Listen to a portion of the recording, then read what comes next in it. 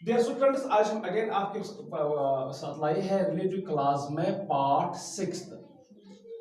Relative class part first से लेकर part 5 तक हमने कहा था कि रिलेटिव प्रोनाउन जो है उनका यूज कहाँ होता है, हु कहाँ इस्तेमाल होता है, डैट कहाँ इस्तेमाल होता है, विच कहाँ वगैरह वगैरह ये कहाँ इस्तेमाल होते हैं।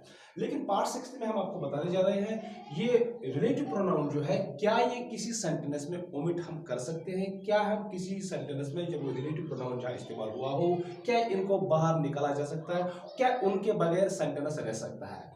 रिलेटिव प्रोनाउंस जो है वो कौन कौन सा है, हु है, दैट है, विच है, whom, whose, why, what, when, ये सारे रिलेटिव प्रोनाउंस हैं। लेकिन इनमें से जो whose है, why है, what है, when है, ये किसी भी सूरत में ओमिट नहीं किया जा सकती। ये दे आर नेवर ओमिटेड, ये ओमिट नहीं होते। कौन कौन सा, whose, why, what and when। अब ऊपर के ये जो चार है, हु है, दैट, विच, whom, इनको ओमिट किया जा सकता है, दे कैन बी ओमिटेड, इनको ओमिट किया जा सकता है, लेकिन उसके लिए तीन कंडीशंस है। कौन कौन सा कंडीशंस है वो आप देखिए, कौन कौन सा कंडीशंस है। सबसे पहला, when they are the object in a sentence, जब ये रिलेटिव प्रोनाउंस किसी सेंटेंस में ऑब्जेक्ट होंगे। रिलेटिव प्रोनाउंस जो होते हैं ये एक सेंटेंस में, जब एक सेंटेंस को मिला देते हैं, एक सेंटेंस को रिलेटिव क्लास में चेंज कर देते हैं, तब ये या तो सब्जेक्ट एक्ट करते हैं या तो ऑब्जेक्ट एक्ट करते हैं। तो मैं समझाऊंगा सब्जेक्ट कब होता है, ऑब्जेक्ट कब होता है। चलिए यहां एक सेंटेंस है, ही सा अ मैन, आई सा a man, he was blind. यहां जो दूसरा सेंटेंस ही है, ही इस पार्ट इस सेंटेंस का सब्जेक्ट है। अगर मैं इसे इन रिलेटिव प्रोनाउन में से किसी से रिप्लेस करूंगा तो यहां हु आएगा। So who has taken the position of subject, so who acts the subject in the sentence. Again, some people live next door, they are noisy. Again जो दे है ये इस पार्ट का सब्जेक्ट है। मैं इसे रिप्लेस करूंगा रिलेटिव प्रोनाउन से तो हु आएगा, तो हु ने सब्जेक्ट की जगह ली, सो द सब्जेक्ट प्रोनाउन।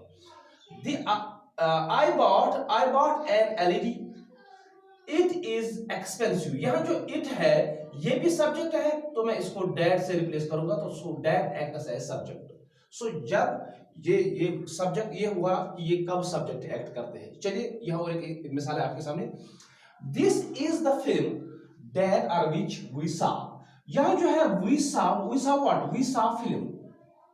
इसी फिल्म के बदले डैट जो मैंने देखी, कौन सी फिल्म मैंने देखी है, तो उसके बदले मैंने डैट इस्तेमाल किया है या विच इस्तेमाल किया है। तो फिल्म जो है इस सेंटेंस में वी सा फिल्म, इसका ऑब्जेक्ट है, ये फिल्म इसका ऑब्जेक्ट, इसी के बदले मैंने डैट इस्तेमाल किया। सो डैट जो है ये फिल्म के बदले यानी ऑब्जेक्ट के बदले इस्तेमाल हुआ है, तो डैट या विच यहां ऑब्जेक्ट है। और एक sentence, the woman who you सा द वुमन, यू सा द वुमन, तो उसी वुमन के बदले मैंने इस्तेमाल किया है हु। तो यहाँ वुमन जो है यह ऑब्जेक्ट है, हु भी यहाँ ऑब्जेक्ट हो गया, तो इसलिए ये ऑब्जेक्ट प्रोनाउन है। Again, this is the letter that he sent me, he sent me a letter, he sent me a letter, तो यहाँ लेटर के बदले मैंने दैट इस्तेमाल किया, तो ये ऑब्जेक्ट प्रोनाउन है। तो सबसे पहले ओमिशन में सबसे पहला कंडीशन ये है कि ओमिट तब किया जाता है जब when they are object in a sentence, जब वो ऑब्जेक्ट होंगे सब्जेक्ट ना होंगे।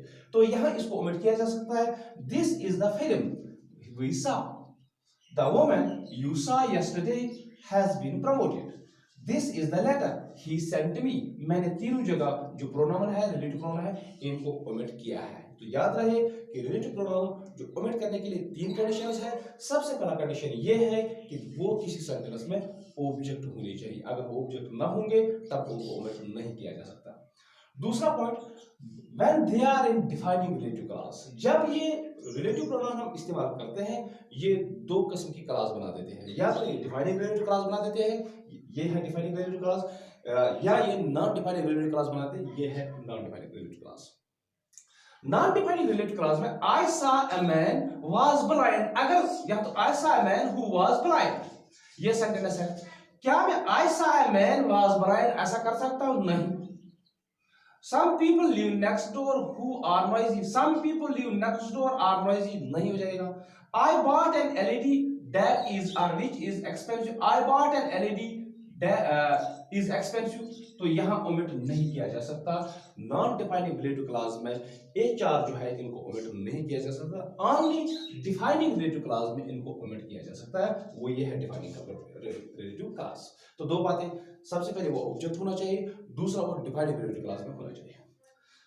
तीसरा सबसे इंपॉर्टेंट पॉइंट है when they do not have preposition before them, जब उनके सामने प्रीपोजिशन ना हो। यहां विच है प्रीपोजिशन नहीं है, या हु है प्रीपोजिशन नहीं है, या दैट है प्रीपोजिशन नहीं है। अगर मैं एक सेंटेंस आपके सामने लिख दूं, the child with whom he was,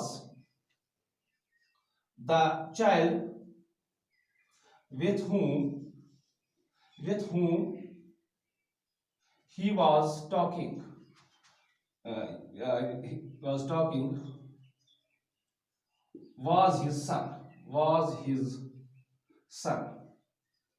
यहां जो whom है सच में he was talking with a child, तो उसके बाद मैंने whom इस्तेमाल किया, अगेन जो whom है ऑब्जेक्ट इस्तेमाल किया हुआ है।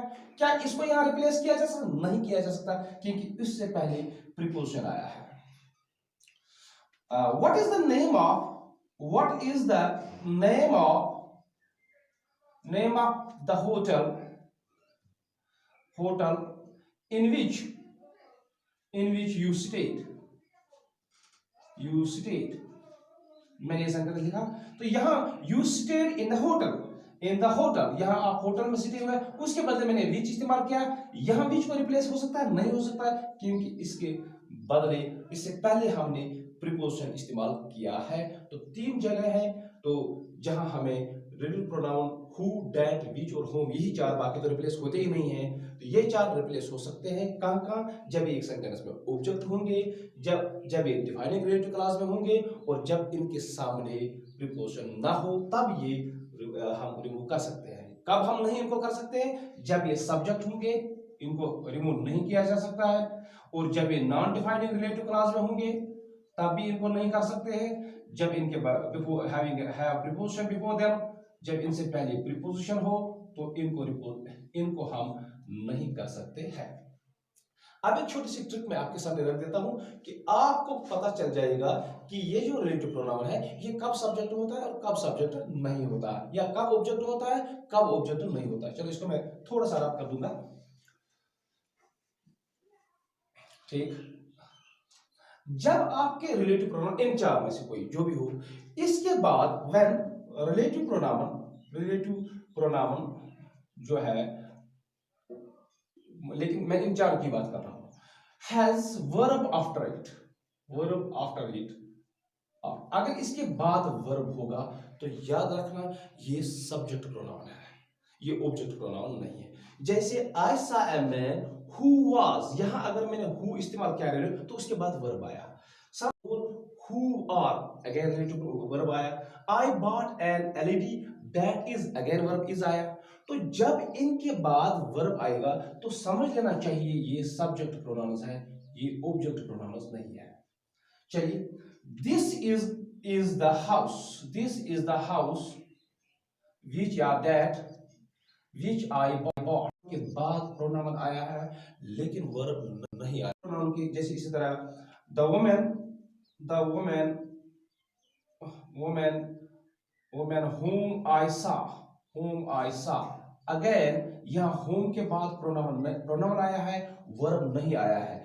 जब इन रिलेटिव प्रोनाउंस के बाद वर्ब नहीं आता है तो ऐसे प्रोनाउंस को उस वक्त हम ऑब्जेक्ट प्रोनाउंस कहते हैं, तो उसको आप ओमिट कर सकते हैं। This the house I bought, the woman I saw yesterday, कुछ भी हम लिख सकते हैं आगे, तो इनको ओमिट किया जा सकता है। This was all togetherly how we can omit the relative pronounce.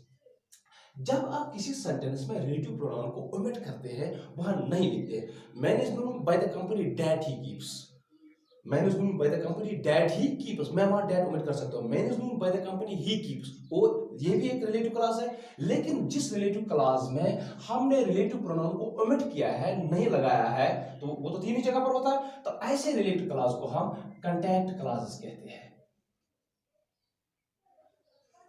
तो ये था कि रिलेटिव प्रोनाउंस कहाँ कहाँ ओमिट होते हैं, याद रहे सिर्फ ये 4 रिलेटिव प्रोनाउंस है ये ओमिट होते हैं, या हु, दैट, विच, whom, बाकी रिलेटिव प्रोनाउंस ओमिट नहीं होते। उसके लिए भी 3 कंडीशन, वो सब्जेक्ट का सेंटेंस का ऑब्जेक्ट होना चाहिए, वो डिफाइनिंग रिलेटिव क्लॉज में होना चाहिए, उससे सामने प्रीपोजिशन नहीं होना चाहिए।